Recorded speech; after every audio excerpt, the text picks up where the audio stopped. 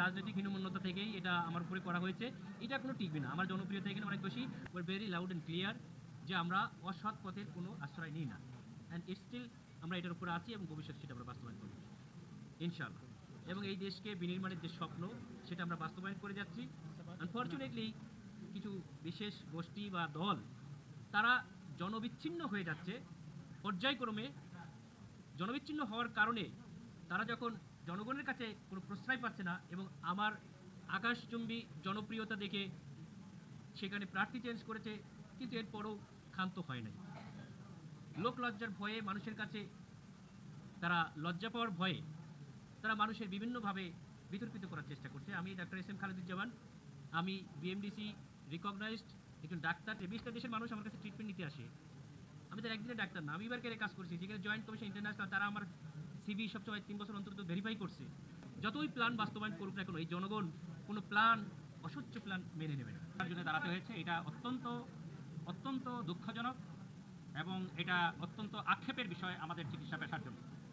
বিশেষ করে আমাদের চিকিৎসা পেশার যে regulatory body Bangladesh medical and dental council, এই মেডিকেল অ্যান্ড ডেন্টাল কাউন্সিলের জন্য এটা একটা দুঃখজনক বিষয়টা হচ্ছে, আপনারা যারা সাংবাদিক, দেশের থার্ড পিলার, আপনাদের মাধ্যমে জাতির কাছে বিষয়টা ক্লিয়ার করতে হবে যাতে জাতি বিভ্রান্ত না হয়।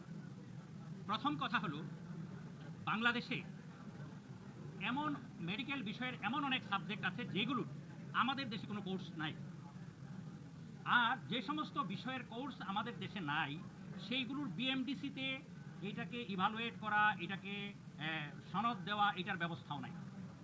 এখন আপনারাই বলেন, যে সমস্ত বিষয়ে চিকিৎসা নেওয়া প্রয়োজন কিন্তু ওই বিষয়ের কোর্স আমাদের দেশে নাই, কোনো একজন ডাক্তার তার নিজের চেষ্টায় বিদেশ থেকে গিয়ে অনেক টাকা খরচ করে, অনেক পরিশ্রম করে একটা ডিগ্রি এনে যদি চিকিৎসার কাজ শুরু করে, আর আমরা যারা বিএমডিসিতে আছি, আমরা যারা এই দেশের চিকিৎসা ব্যবস্থা নিয়ন্ত্রণ করব, আমরাই যদি এটার জন্য বাধার কারণ হয়ে দাঁড়াই, এর চাইতে আর দুঃখের কথা কি হতে পারে?